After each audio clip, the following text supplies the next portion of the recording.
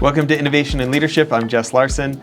This is episode 1 of a new mini-series on the show we're calling Longevity for Investors. I'm lucky enough to be joined by Greg Bailey, who you're going to hear all about.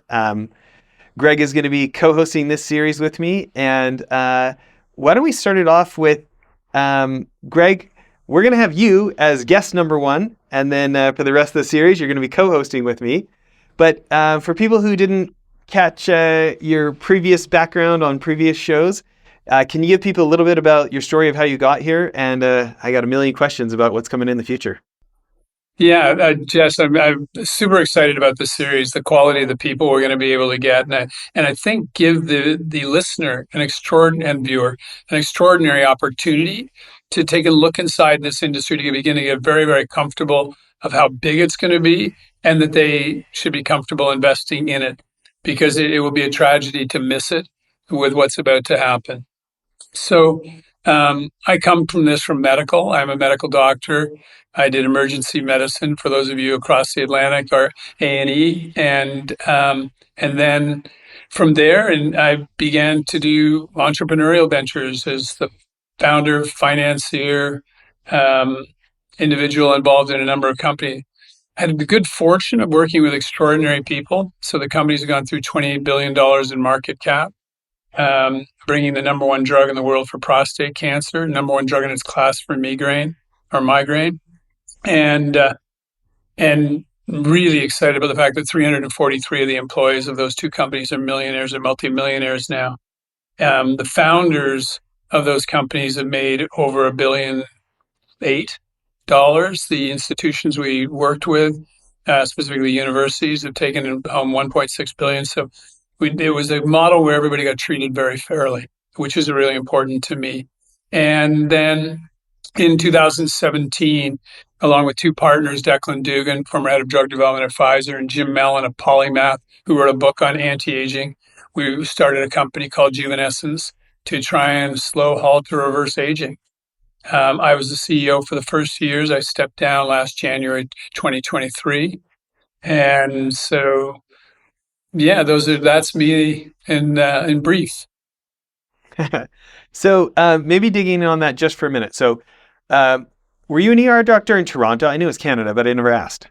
I actually was 100 miles north of Toronto, in a small community. At the time, it did fit me well because you were the only one in the hospital, so you got to see everything, as opposed to big city hospital where they're amazing, but it's a lot of triage.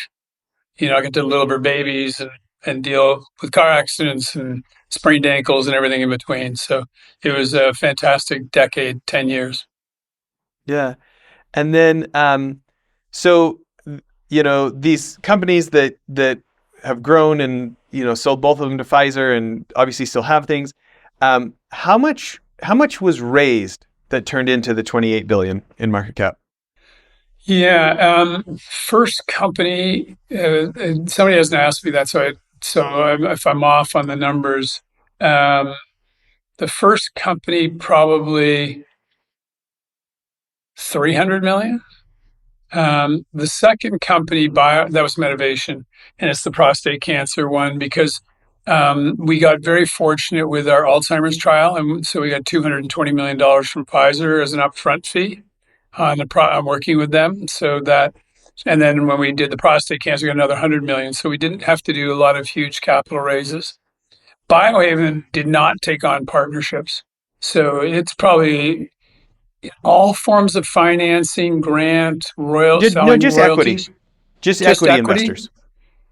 Probably just under 2 billion, 1.5 billion. But that's when they're public, where you really want to get in if you're comfortable. And what hopefully will convince you with this series of podcasts is when they're still private. Yeah. So combined, kind of somewhere in that 1.8 to 2.2 or 2.3 billion in equity between the 2 companies. Yeah, probably. Yeah. Okay. So let's be pessimistic. Let's call it 2.3 billion to 28 billion. I think that's not pretty exciting for some more people. Importantly, and why people should begin to look early. Had you invested $1.55 in Medivation, that was, so let's say your net worth for easy math was $15,500. So you invest $155 in Medivation. You would have 12 years later, sold your shares if you kept them the whole time. And obviously very few people did, but you would have sold them for $32,400. So your net would have gone from 15,000 to 47,000. Biohaven in 8 years, if you'd done the first round, you would have invested at 60 cents. So $600. If your net worth was 6,000, you would have put up $60 and you would have gotten $14,000 back. So $20,800 for your $60 investment. So when it works, it is extraordinary. And happy we've had the good fortune of doing that a couple of times now. And I think the metrics are even larger for the area of longevity. And, Jess and I will go through that shortly. Yeah. So let's talk about the series here. Longevity for investors. As we came up with this together, you had the great idea that it would be both how can investors live longer? The kind of people who might be interested in a show like this. What can we do for our own health practices, and then also how can we invest in longevity and help make it so people can live 10 years longer or more. Can you talk about why this is such a passion for you?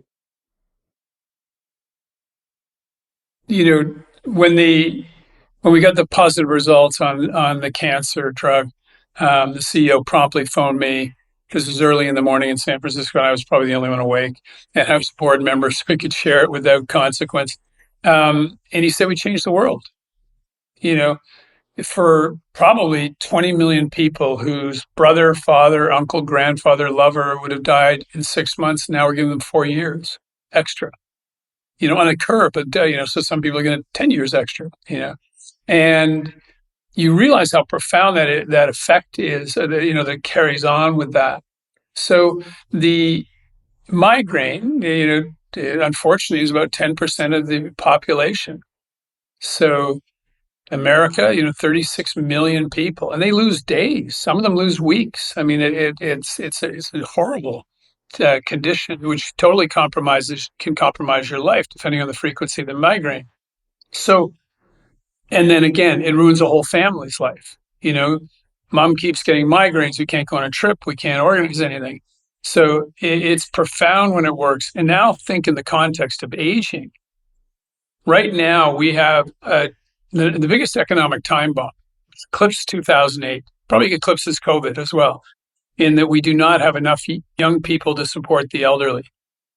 So there is the system, it doesn't work. And unfortunately, the time between when you are healthy and when you die is a gap of 10 years where you're a complete drain on your family and society. Wouldn't it be great if we could narrow that to 1 day, 1 week, 1 hour? That's extraordinary. I just gave you back 10 extra years of healthy living. So I give you an extra day of the week. And additionally, you now have people who can still function in society and give something back, as far as whether it's working in a charity or it's continuing to do hopefully a career they like. So this is powerful if it does it. And by the way, if you increase how long people live healthy, you're probably going to increase longevity simultaneously. So, and then you change the world, and it's 10 years now. It'll soon be, that we can give you 20 years and so on. Still got to sort out Alzheimer's, because nobody wants to live to 150 if you had Alzheimer's for the last 60 years of your life, or you're in a wheelchair. But these are the things that people in this sector are working on. And the rewards will be extraordinary for anyone who begins to sort this out. Yeah, when we were becoming friends, that 10 years number was really important to me, because my hero in life was my mom's dad, my grandpa Bridge. We lived 4 doors down from him in our little farm town in Western Canada. And he, like every one of his 60 grandkids thought they were his special grandkid. They were all delusional. It was obviously me. But I remember when he did pass away, a couple of days before he passed away, we had this great conversation. He said, in many ways you've been more like a son than a grandson. It was, really Wow. special. But 10 years before that, he was going in for quadruple bypass surgery. And I was, in my teenage years, and I really relied on him in so many ways. And I was just praying. I was praying so hard. God, please let my grandpa live, right? Yeah. And that medical breakthrough gave me an extra 10 years, and he got to see a couple of my children born, and Wow. these things. Wow. Uh, and those are high impact years for me, with, next to my parents, for sure the most influential person in my life, and so it resonated so much for me, of like, wow, what if the work you're doing, or these things that hopefully I get to be part of someday, um, give somebody else give someone else their grandpa bridge for that 10 years that matters. And so that resonated so much with me. Thank you for sharing that. I think it's a very powerful story because people don't think about these things in that context, and imagine for the other grandchildren who erroneously thought they were the special one, and for his children, not only his grandchildren, how he got to continue. So yeah, and for him being able to see your grandchildren. So it's a bilateral, bonus. So yeah, and so it's incredibly powerful, and so it's definitely a passion. And the other big thing about it is, in creating these products, you are changing healthcare from a current model, sick care. Hopefully, you have a cure, maybe a treatment, to prevention, so you don't even get sick. And the economics of that are staggering. So yeah, it's going to be very rewarding for the investor. It's going to be very rewarding for the investor who sees the positive outcome. Which I had a really special moment being an early investor in Medivation with prostate cancer, meeting one of our survivors. I mean, definitely brings a tear to your eye when you meet somebody who should have been dead 4 years earlier and is not only not dead, they're in perfect health. You know, wow. And his wife is crying. So you realize what you've done. Oh yeah, no kidding. Um, well, so we're going to split these episodes into half investing advice and half health and longevity advice.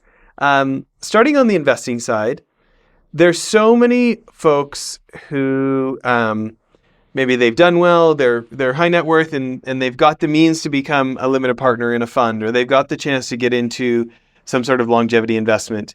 But it can feel like a black box, or it can feel scary. And we all know the horror stories of, think of the classic book, George Caslin's The Greatest, Richest Man in Babylon. For anybody who remembers that one, where it's like the mentor is talking to the guy, the shield maker, and he's like, why did you give your money to your buddy to go buy gems from the Phoenicians? They just sold you a bunch of glass because it wasn't in your buddy's circle of competence to know the difference between buddies and glass. Like, why hadn't you put more money into metal and buy some more shields? You could have made money doing that, right? Yeah, yeah. And so you hear this advice like, Warren Buffett says risk comes from not knowing what you're doing. And, they say when they come across something outside their circle of competence, they wait until they find something else that's inside their circle of competence. And so, so many of us are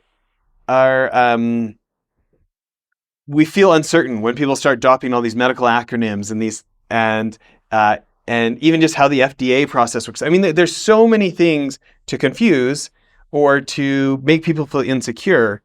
And so I guess my question is, when you think about those of us who, didn't start our career with 10 years as a doctor and haven't spent the decades in the world that you have, when it comes to somebody like me wanting to select who should I have faith in to help me navigate where to place my bets across this portfolio, what's some advice you have for someone who's serious about investing in longevity, but also serious about it not feeling so much like gambling? Great question. And I get it all the time. I'm not an MD, I'm not a PhD, I can't invest. Warren Buffett invested in BYD, the electronics, the EV company. I'm sure he did a masterful job, him and his team, of analyzing everything. I can guarantee you that Warren Buffett probably can't build the car. So what he did was he looked and he said, great management team, adequately capitalized, interesting product. Those metrics are the same, whether it's a Tesla or investing in ChatGPT that I know no one, precious few can write the code for that, and yet they invest. So what do you want? You want to see a very hot sector, interesting sector. You want to make multiple bets because you don't know which one's going to win. And you want to pick a great management team. Jess, you might be too young, but in 1998, if I'd said, let's invest in search engines.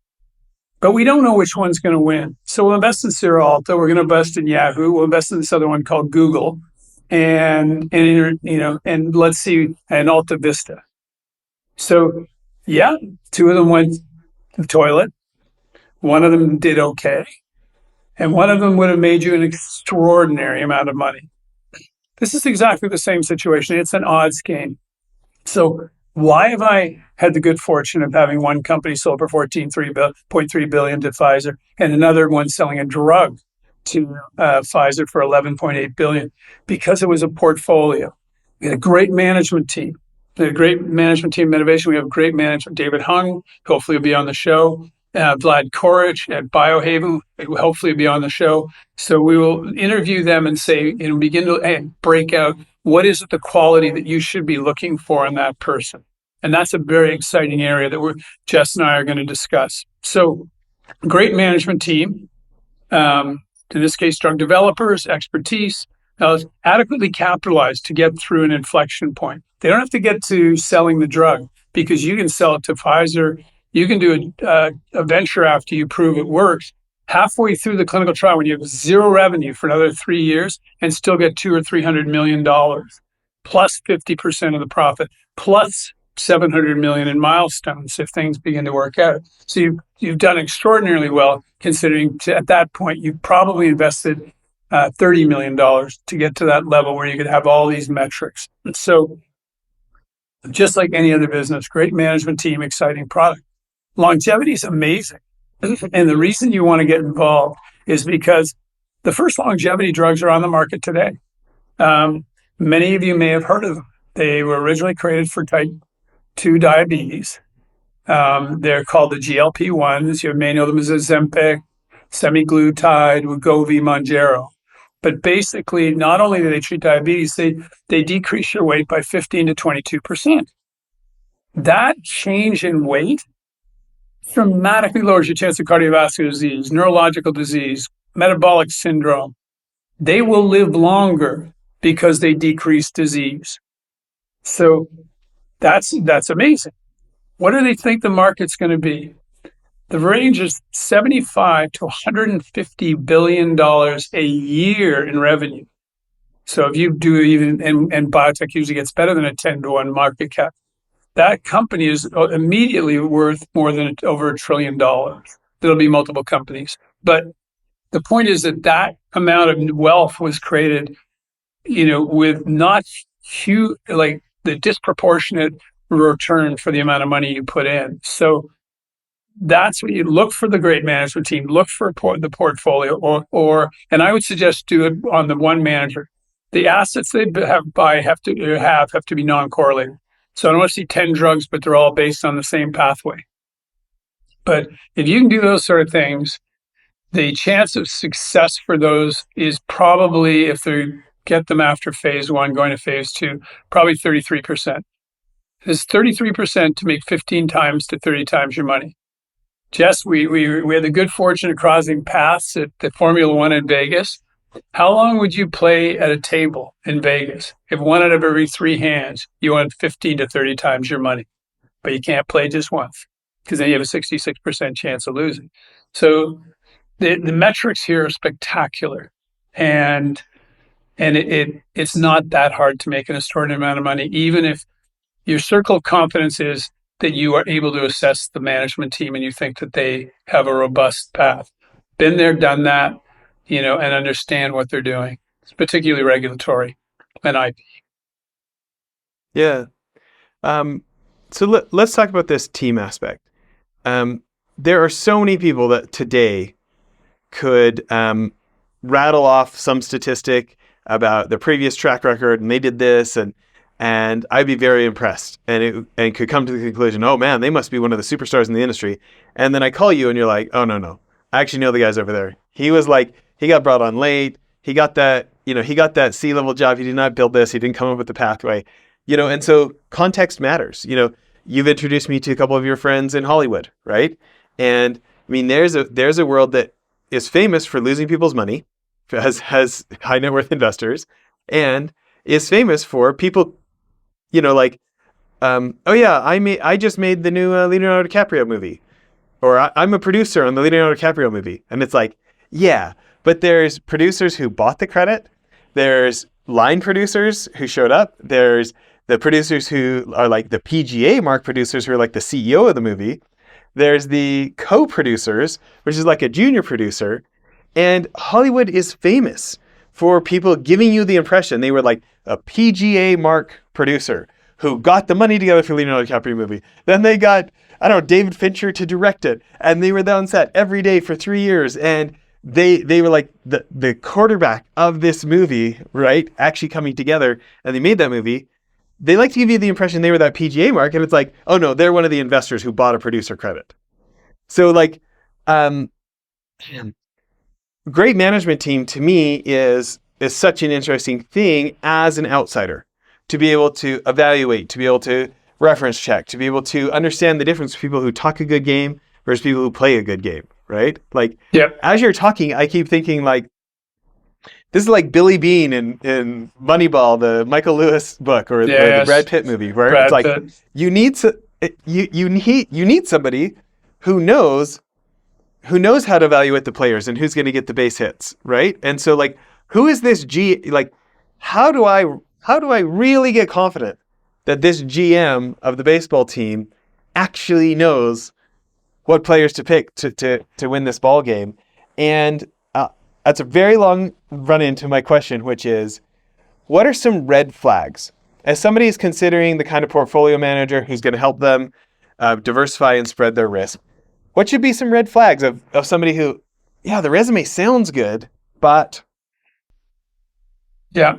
So it's always good to follow a great lead. So if you see one of the biotech mafia, I call them, the people who, exclusively do biotech and they're invested and there's a good mix, that's an exciting metric. And a lot of people count on that before they'll invest money. I want to see a lead. I want to see somebody who's done great due diligence, who knows how to do diligence. And so you can do that. The other ways it is that the CEO and management team don't have any of their own money in it. You can look at the board of directors, and you want to see again people who are great asset value and know that sector really well. Would you invest in a software company if you saw Bill Gates on the board of director and heard he invested? Yeah, probably. He's a smart guy, he knows the sector. So, it isn't just the management team, it's also the people around them. So, dead easy in biotech to get Nobel Prize winners and on your SAB and maybe even board of directors, because they worked their whole life on one thing. They got their Nobel Prize. They haven't necessarily made an extraordinary amount of money. What you want to see is true value add investors, the people like who've done it, been there, and they're investing and they're into it. And that credibility stamp of approval is really, really important. So if you don't see that, by the way, if you see a past president of the United States, if you see the Secretary of State on the board of directors, if you see a famous general, unless it is a defense industry company or one that needs contacts internationally, run for the hills. There's been 2 or 3 incidents of companies that had that sort of board of directors. These people know nothing about that industry. They're there for show. So I don't want to see, George Bush on the board of directors. I want to see, somebody who's been in biotech, has extensive experience and has invested some of their own money. So those are really big no-go things for me. Yeah.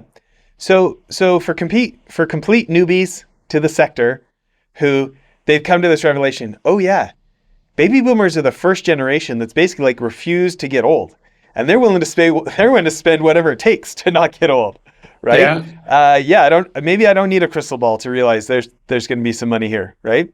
And they don't know who the biotech mafia is. What are the publications we should be reading? What are the websites we should be reading? How do we learn who, like, are there leaderboards we can check from Bloomberg? Like, how do we find out who the real high credibility biotech investors are in the world? You can A, ask them how much money they've got under management. B, how many investments they've made. Some mild amount of diligence. If they've just closed a round, and their rounds are getting more and more money is coming into them. Three funds raised $14 billion last year. The biotech mafia, because they have such an extraordinary track record historically. So that's really helpful. You can look at other deals that were done in a similar company. So you're investing in a cardiovascular company and you see the last two IPOs of other cardiovascular companies. Who are the investors in that? And you can usually find that out. And so you can see what they're doing and and then they're obviously incredibly knowledgeable of the sector. So there are all those the significant ways to do it.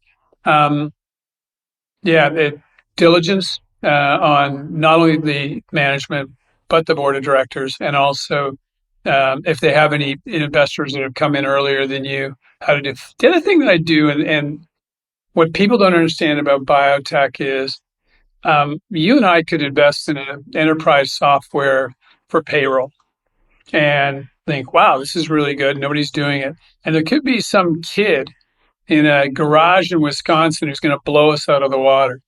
That doesn't happen in biotech, because it do have the laboratory facilities and all the facilities to create a drug and a product that is not around the corner. The other thing is everybody has to register with the FDA. So I know exactly when a new drug is coming.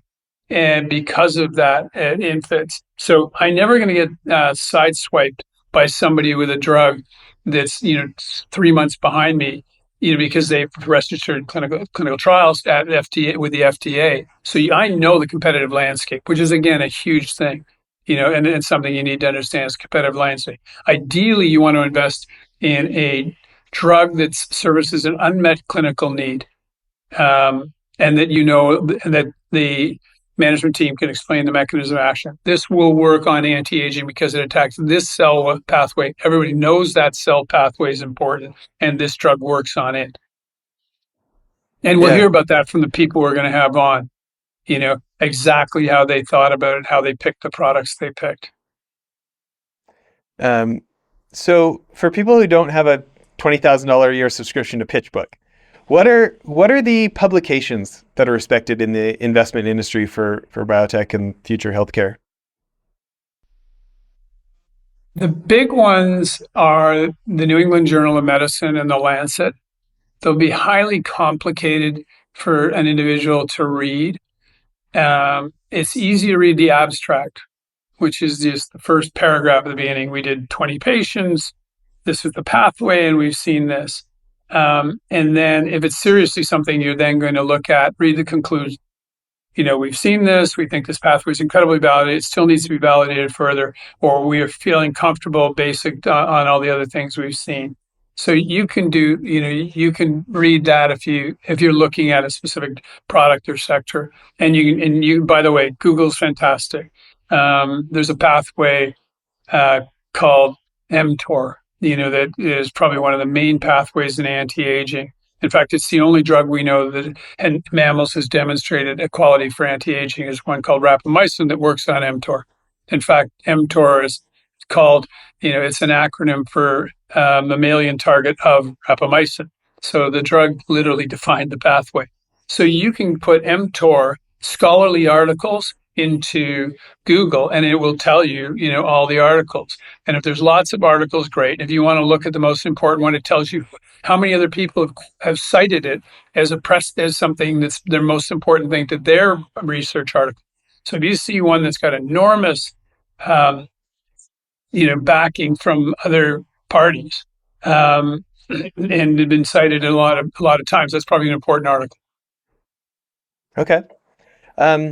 What about more on the finance side? Like, are there like, hey, these are the top 5 investment banking firms for biotech, or here's here's the venture capital news for biotech. This is where the industry players. We don't read that on CNN Business. We read about it on such and such website for venture, or where else can people start to learn?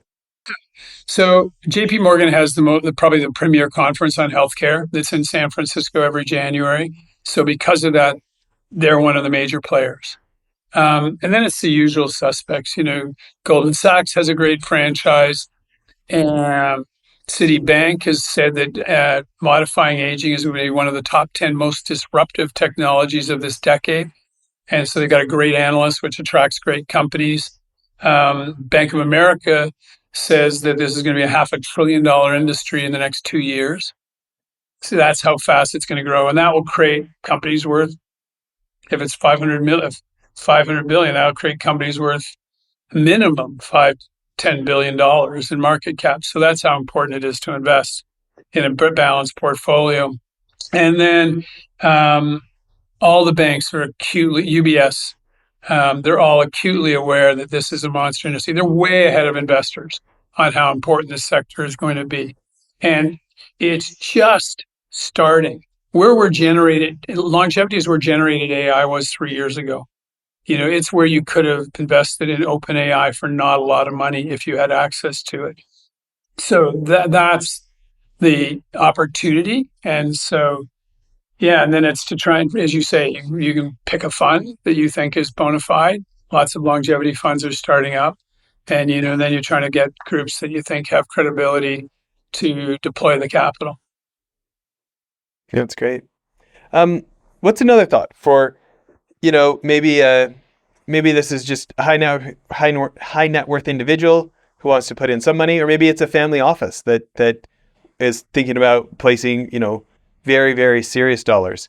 What's some other advice for the first time investors into longevity? Don't be in a rush. I don't think, you have to deploy all your capital now. I tell investors, to put 1% of your net worth into these sort of ventures is, not much, particularly these days that you can get a bond for like 4 or 5%. So just take 20% of what you're making a year off the bond and put it into biotechs. Not crazy. And if it's right, like Biohaven and Medivation, it'll literally double or triple your net worth in, 10 to 12 years. So I think that, take your time to try and find the right people, look for the right constitution of board members and whatnot. I think that there's, hopefully, we'll see more of a democracy in opportunities. But right now is a great time because the biotech industry has really suffered because too many companies went public before just after COVID and before COVID, with what's called SPAC, special purpose vehicles. And so they've taken a beating. So people are scrambling for money. So you can actually see some pretty great deals at reasonable prices now. And then, as I said, if you put your money in, make sure they're adequate. There's enough money. You don't want to be 1 million when they really need 20, or $20,000 of a financing where they're undercapitalized too, because they have to get through that next phase, whether it's phase 1 to 2 or 2 to 3, because that's where you see the pop. And to just give people a range who just have no context for that, what are the kind of numbers that should sound reasonable when they're saying, "Oh no, we've got this much," or we're good, we're going to be able to get this much to get through something like that. What are the minimums? What are the kind of the ranges that people should be wanting to hear? Most of them, when they're going to be asking for money, have priced out the clinical trial. So 2 to 5 million generally for a phase 1 clinical trial. So we have the 5 million and we have $1 million afterwards. You can see these are our employees. We'll be able to cover our employees while we seek to raise the next tranche of money based on a successful clinical trial. Phase 2, again, it can be anywhere from $50 to $30 million they're going to need for that.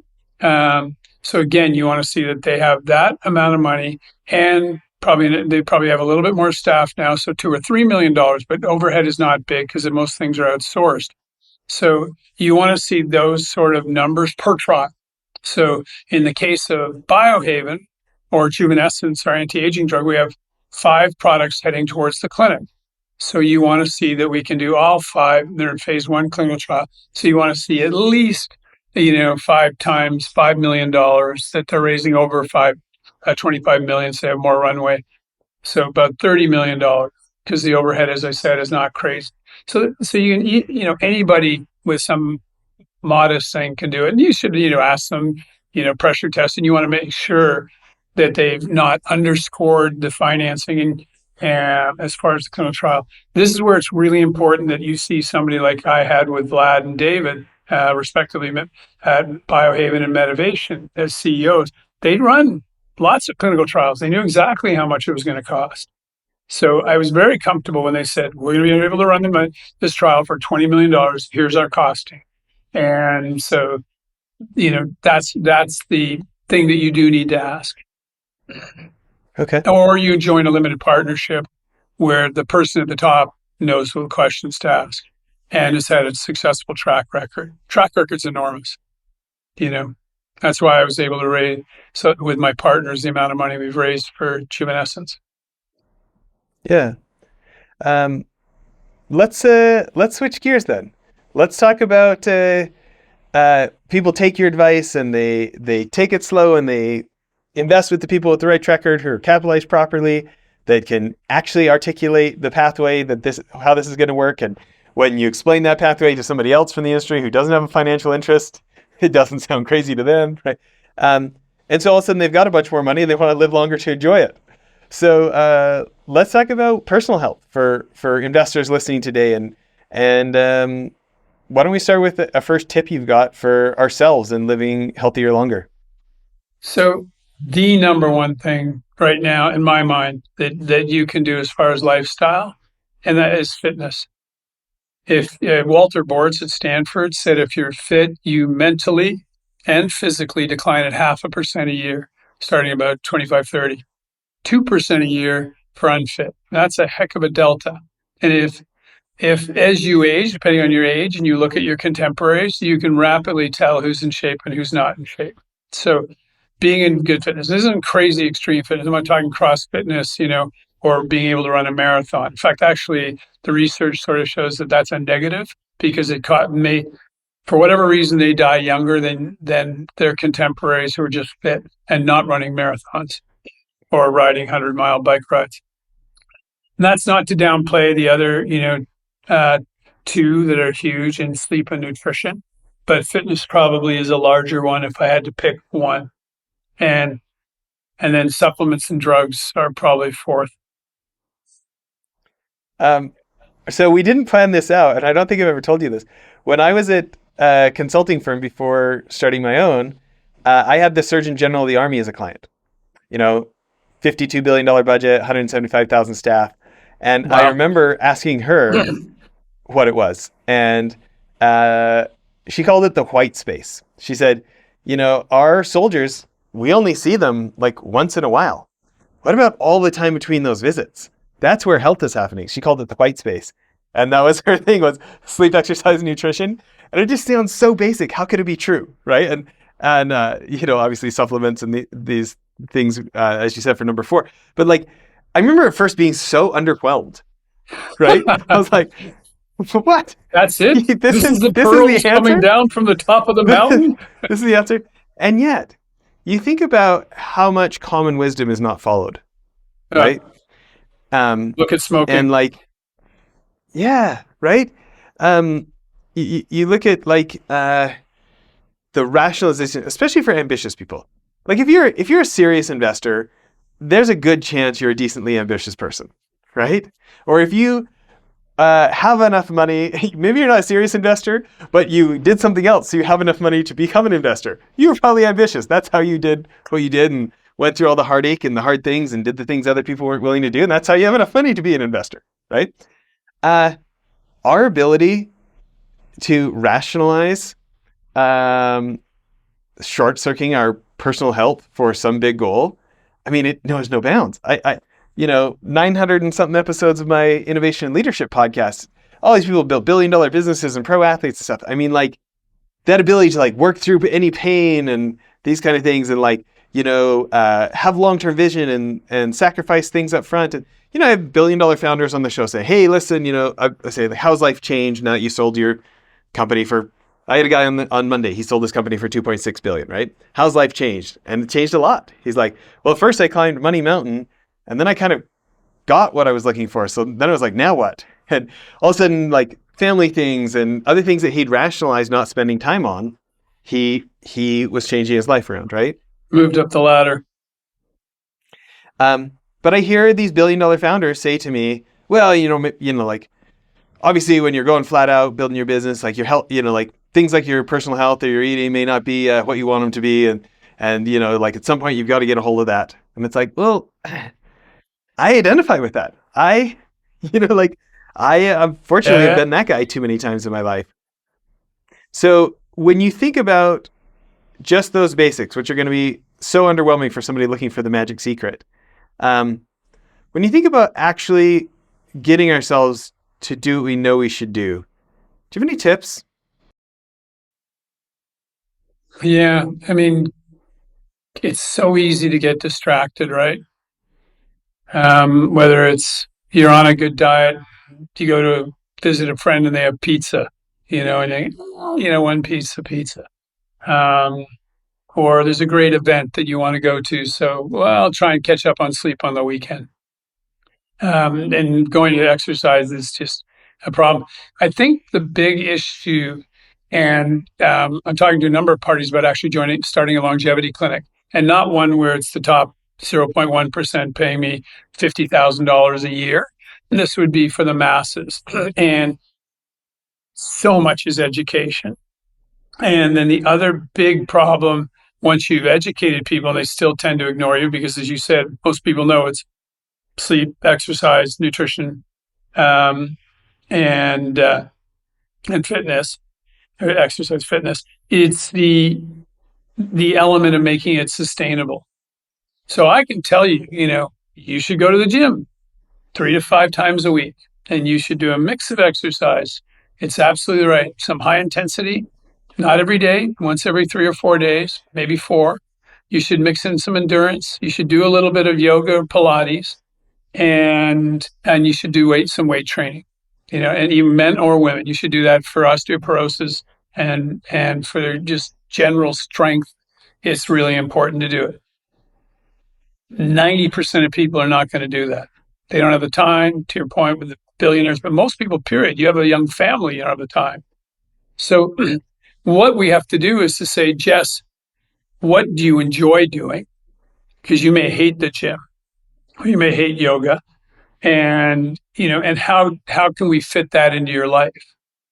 So the interesting thing with high intensity training, where it's literally 10 minutes, most people can fit that into their life. So now it's just, again, getting a program. Some people enjoy bike rides, gardening. Like it doesn't have to be something extraordinary. So that's the thing you got to do. And similarly with diet, it's great for me to tell you no carb, sugar, no complex sugar, only eat fruits, vegetables, and you can have fish and chicken and that's it, or vegetarian, even better. But to actually, if you're traveling, to try and incorporate a vegetarian diet that's healthy is really tricky. So sustainability is a big, big problem for people. So it's great if you are fortunate enough to, acknowledge that. And when you're reading these things, say, okay, I'm not going to do what Peter Attia says with this amount of exercise. It's not my, but as Peter says, I will try to fit some exercise in 3 times a week. Also, I won't But sit all day long. by the way, I bought that book. Will you tell people why you told me that's the first book I needed to read? Here's one of the reasons I'm doing this. I don't know, Peter, if you're watching, thank you, or listening. We met at the Milken conference very, very briefly, but he was part of 4 people I met, and I went, this is something here. We're going to be able to find drugs to do this. So what Peter does is I believe he's an elite athlete, and he may still be. And so he began to test all the things he was reading scientifically on himself. So he was using himself as a lab rat. There's another guy named Brian Johnson who's doing the same thing. And so, but Peter's probably not quite as extreme as Brian. So he would test them out, and he was doing it methodically. And then he has a podcast where he has the best of the best scientists. So Matt Kaberlin, who ran the dog aging project and is leading guy, because I mentioned that pathway mTOR and rapamycin. Matt's one of the experts in the world on that. He had Matthew Walker, who has written a very, very good book on sleep. So I had him on, what do we need to think about? How do we change the quality of our sleep? So, and he began to incorporate that into his practice as a physician and into that. And he wrote a book, which consolidates a lot of what he's learned. So you're getting a guy who spent last 10 years, I don't know if it's more, maybe 15 years, talking to the top people, using it on himself, seeing what works, and you get that knowledge distilled into a book called Outlive. And hats off to him. I think it's a great book. Yeah. And I forgot to ask this earlier. What's rapamycin? Rapamycin is a fantastic drug. You heard, obviously, during the show that Jess is Canadian. I'm Canadian as well. And it's not just Canadians working in this sector, I should mention. A scientist was looking for, I believe, new antibiotics. And so he thought he might find it in soil samples. So he went around the world picking soil samples. And he found one. And he wasn't able to bring it back to Canada because he was Canadian. And I think he smuggled in, on this story goes, in an ice cream. So he was able to keep the spores alive by putting the ice cream, and nobody checked his ice cream.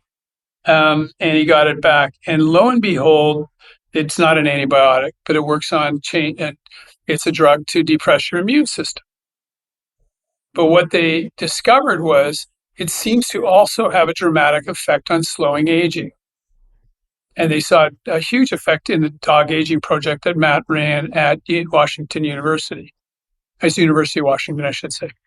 And so there's this drug that now some of the official, it's expensive, unfortunately, that, a lot of the top scientists and people in this and biohackers, people who are serious about, are taking this drug called rapamycin. And it's part of this 4 pathways in cells that change how you process energy and how your cell ages, AMPK, mTOR, NAD, and sirtuins. And to the point where this drug that this guy found, literally it caused us to name it. It's called the mammalian target of rapamycin. So that drug works on that pathway.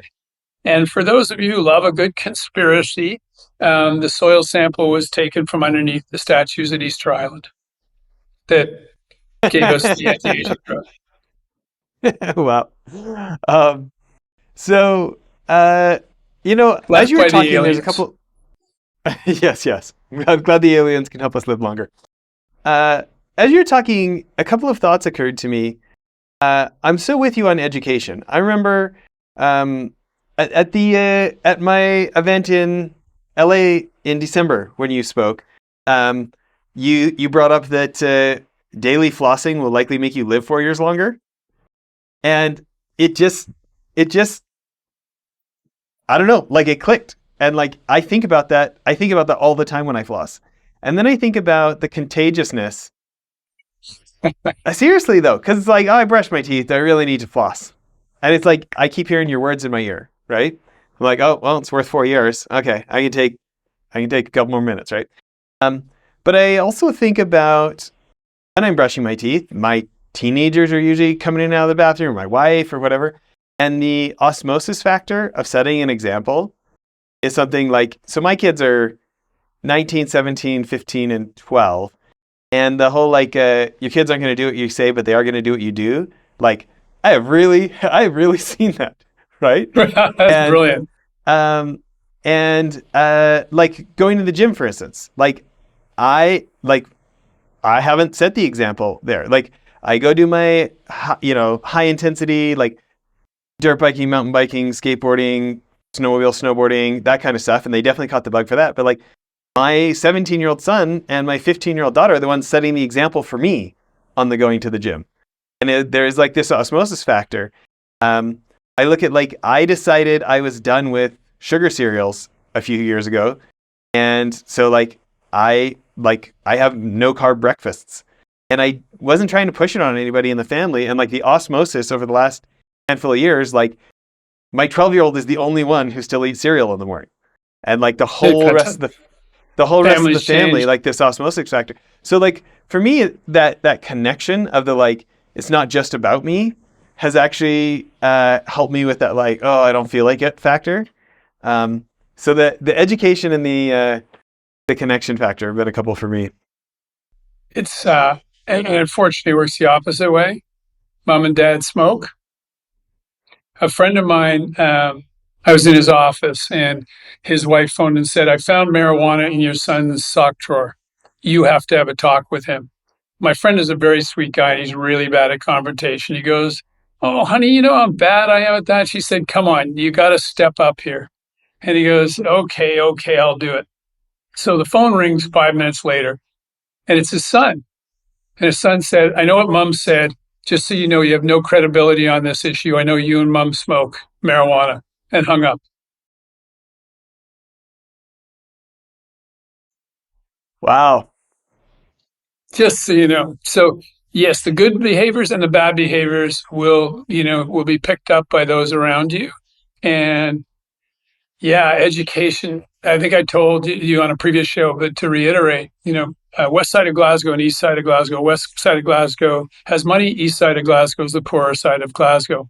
And we were with the top epidemiologist at Queen Elizabeth Hospital. He said, the people in the West, they live to men to 78, women to 81, which is pretty much the same across most developed worlds, plus or minus 2 years. He said, "You want to guess what it is for the east side of Glasgow?" Jess, did we do this together earlier? Yeah, but I don't remember the answer. Oh, okay. Do you want to guess? I want to say it was something like the men were living into their like 50s or something, 60s. Like drastically 57, less. 50, Yeah. 54, a 27-year delta, which is 50%. 50% of 54 is 27 years. And it's all education because in the UK, you have access to healthcare. So it's not like don't have a doctor when they deliver their baby and that skews the results. This is literally eating the wrong stuff, not working out, smoking, bad nutrition. I mean, like it's just so specific. So yeah, education's a monster, which is part of the reason that you and I conceived this idea of this show is, how do we pass this along? Um, we'll give you another delta on how to live longer healthy. So there's a blood test that your doctor can do called homocysteine, and they say that normal is anything under 11, but really you want to be under 9. If you're under 9, you lower your chance of dementia by 30%. So how do we get it under 9 if it's over 9? It's really easy. It's fish oil that has omega-3 and DHA, which you buy on Amazon for like 50 cents a day. I don't know what the price is. And methylated B vitamins. And you can get one by Thorne, which is called Methyl Guard, which is methylated B vitamins. And it's that easy to potentially lower my risk of dementia with incredibly safe products. So that's a real powerful one, and that's part of what we hope to pass on. What's that test called again? Homocysteine, HOMOCYST, and I'm always red with my I before E and E before I, but IENE or EINE, And homocysteine. I can just go ask my doctor, hey, can we do this in my next blood test? Yeah, I mean, you probably should be doing it anyway, but that's a sidebar. um, okay, tell people about blueberries and bananas. This one Yeah, got that laughs was a last time. shocker. So we have to, repeat any study we talk about. Jess and I, needs to be repeated. You just can't trust the first trial. The number of false positives because the person working the trial wanted a positive trial is quite high. But fundamentally, lots of people love blueberries and bananas or berries and bananas.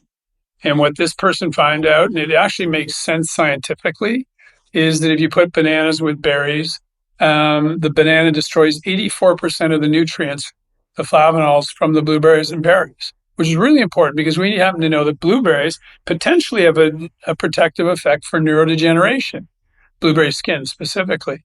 And Stephen Haggerty, I think, was working on that at Harvard. So the very thing that I'm taking, thinking I'm getting all this great benefits, I'm actually negating it. And the element that destroys the flavanol, we believe, is the same thing that causes a banana to turn brown. So That's why it makes a lot of sense. So it still needs to be repeated, but nonetheless, it makes a lot of sense. And yeah, that shakes a lot of people up because so many people do the berries and banana. So in my if I'm doing my smoothie, what do I do with my berries instead of if I want the creaminess, but I'm not going to put my frozen banana? What do you recommend? I'm sorry, that's above my pay grade. Like I a Greek generally, yogurt or you know something, what, or what? yogurt, add yogurt. Um, ideally, kefir yogurt's probably better than other yogurt, but yeah, it will give you the creaminess you're looking for, Jess. And bring in the berries. And if you throw in nuts, um, the yogurt and the nuts, I believe, give you all the essential amino acids you need when you're doing protein absorption, where dairy is missing one or two, and a lot of nuts are missing one or two. Yeah. But nutrition aid Um, might have expertise. So, with any of you that are nutritionists and listening in, please feel free to email Jess. Great. Um, something that I want to bring back up about the example thing, and I didn't get this out, but I was meant to bring it for is this idea of the example being contagious, both positive or negative, is from F1 when it was later in the evening and somebody was saying, "Oh, where's Greg?" And some of your other friends said, like, "Oh, he's got a flight," and they're like, "Yeah, Greg is serious about getting his sleep. Like when he's headed back that other side of the ocean, like he's like he will go to bed at whatever time he needs to." And the fact that all your friends knew that meant that this wasn't the first time, you know. No, Um, it's so let's my talk secret about to jet lag. sleep discipline. Yeah, I mean I have a very active business life, and so I can't afford to go to Europe and like lose 2 or 3 days or be slightly out of it. And if I haven't slept well, I'm definitely not functioning at the same level. So yeah, it's really important. And it sounds crazy, but you know, so I missed 2 hours of the F1 practice Yeah. thing, because I went to bed a little early and I gradually started cheating. But yeah, I definitely don't have issues with disciplining myself. Similarly with eating, other than sweets. I love my sweets, so that's where I'm compromised. um, when we when you think about the role of education there for sleep, and I get that so often facts don't make the difference, but sometimes they do, right? Sometimes education makes the difference, and I think that education and example are like education, example, and connection. There's an incredible book called Change or Die by Alan Deutschman. I don't know if you know this one, but he was a journalist for GQ magazine, and he really ballooned up and was just very, very obese to the point where like his editors who cared about him paid him to do a story with like world class trainer, and they fed him every meal and he did the workouts and whatever, and they turned it into a piece. And like Wow, he was interviewing Will Smith, and Will Smith offered him like a whole bunch of money to lose a certain amount of money, like a lot of money, and he's like, it was just like this yo-yo and it never worked and whatever. Anyways, so this book Change or Die is about like how do you actually get people to change? So it's people who come from heart surgeries, people who get out of jail, like all sorts of different areas. But specifically for his weight loss, it was like by picking a trainer who was also Jewish like him from his same neighborhood in New York, who didn't look like Mr. Olympia, which he never thought he could get to. And they just connected and they had a connection, and he could relate to her, and she helped him, deliver on his good intentions. And it was this major lifestyle change when Will Smith paying tons of money or his editors paying to do whatever for him couldn't. Um, so education wise, one of the big ones for me on sleep was there's this book called Essentialism, and they talked about this study, and I don't even know if this study is real, but it worked on me. Okay, where they said like if you look at like the highest income earners, the highest performance people financially, um, of those first four, it's like the lowest level get the most amount of sleep, then the next level up get less, then the level threes get less, Then the level 4s get even less, and then the level 5s get even more than the level 1s. And he talked about these practices of the highest performers and protecting their sleep and making up for sleep deprivation on weekends and like, really committing to 7-8 hours plus. And I changed my life. Well, And I just said, like, I have my big goals in life, and I just realized that I had been rational. Like I was like somewhere between that level 3 or level 4, and so it was almost like like the slightly competitive part of me, like, oh no, I can be like the high performers. I can start actually going to bed, and it actually, there was another case that education actually worked on me. it was interesting when I was practicing medicine. I'll have to add connection to it. I used to say because patients would come in and they'd ask questions. And I say, you need three things to change. One, you have to think there's a problem. Two, you have to have a reason to change. And three, you have to know how to change. And when you look at people who can't change because they're doing a aberrant behavior, or want to lose weight like Alan did, or something like that, do they have those three things? And but connection makes sense. Although I would potentially argue that's part of knowing how to change. He needed to have somebody who understood him to that he could accept that as how to change. But yeah, no, people definitely struggle, and it's a significant issue given the three easiest things in the world. You know, health to do it is exercise, nutrition, and sleep. And then you can throw in. By the way, for those of you who are hearing about the dental floss, I will both acknowledge that point and argue against it. It's really important. The bacteria in your mouth is really problematic for causing potentially Parkinson's and Alzheimer's. So there's a valid reason to do it. But also, the type of person who flosses every day, every night, is probably doing other things. And the study, I'm not sure, eliminated that bias. But regardless, stick with it because it's powerful as far as changing the microbiome that's already pretty susceptible to causing disease. Um, let's say maybe I'll just spend a minute, and maybe we can address this more over the series with your different friends and these people we're going to get to interview.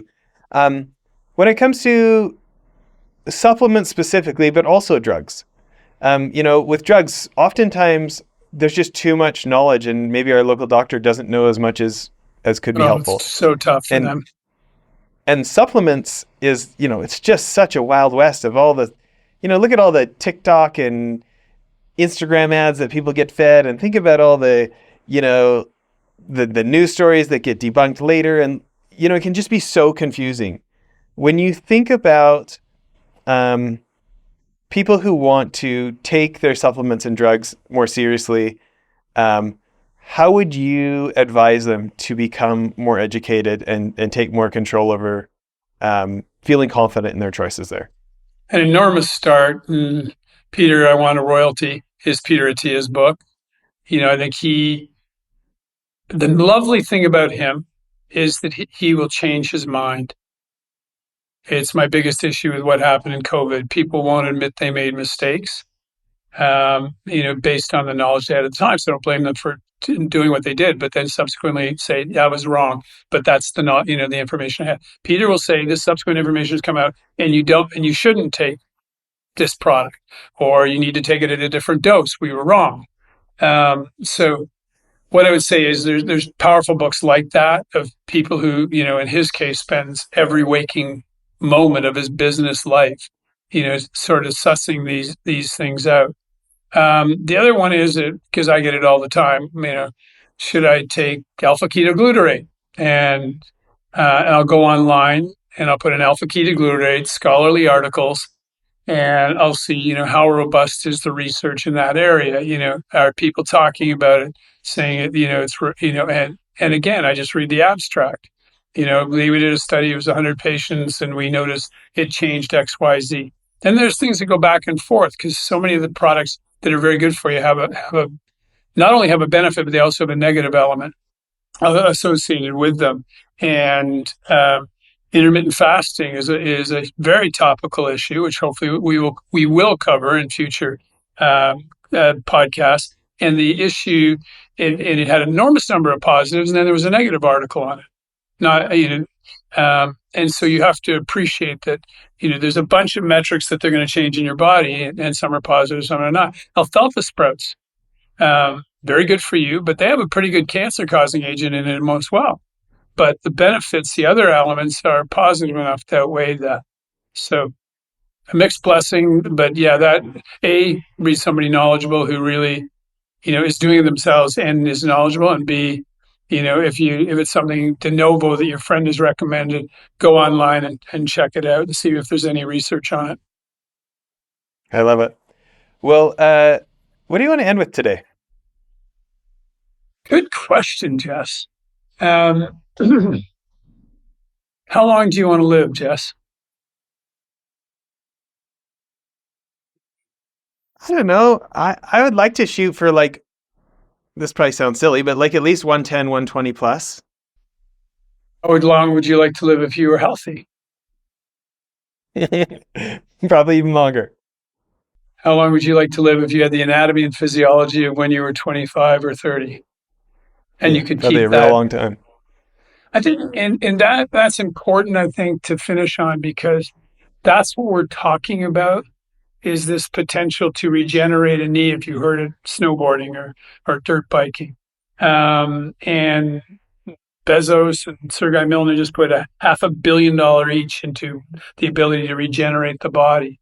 So the money is beginning to come in. There is opportunities, and that's what we're talking about. And then we go back to your grandfather and pleasure he would have had to see even more of what happened with his grandchildren, and your pleasure and your children's pleasure in interacting with him. So it's an amazing thing. So I think that's a good note. How long do you want to live? Those three metrics. And anyone listening to this, you can ask yourself and your friends that question. This is great. Thanks everyone for listening. Bye now.